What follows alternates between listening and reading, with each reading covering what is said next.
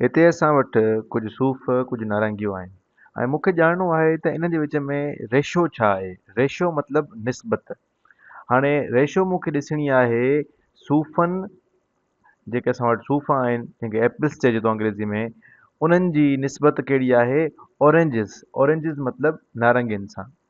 Ratio दर हक़ीक़त ॿिनि शयुनि जे मिक़दारनि जे विच में जेका निस्बत हूंदी आहे उनखे चइबो आहे ऐं उनखे मालूम करण जा केतिरा ई तरीक़ा आहिनि। हिकु त इहो आहे त असां शयूं ॻणियूं, जीअं 1 2 3 4 5 6। असां वटि 6 सूफ़ आहिनि त असां लिखंदासीं त असां वटि 6 आहिनि।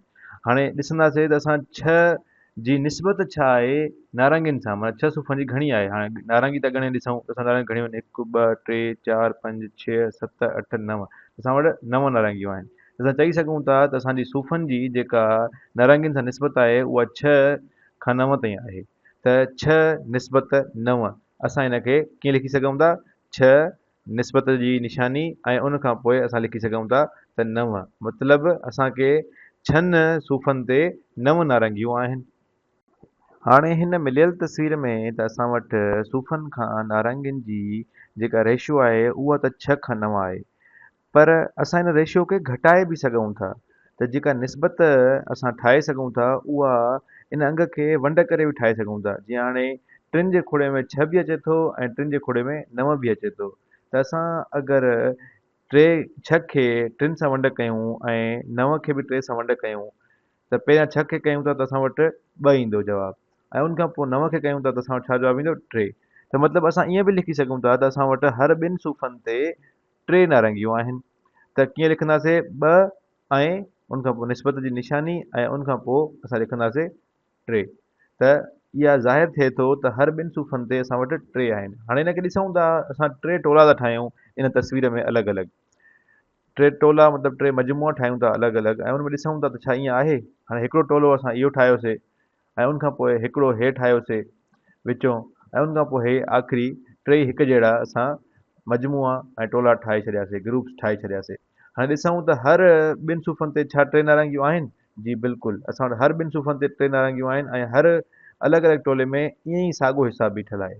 त असांखे माना इहा पक थी वई त असांजे हर 2 सूफ़नि ते 3 नारंगियूं आहिनि ऐं इहा ई सूफ़नि जी नारंगियुनि सां निस्बत आहे।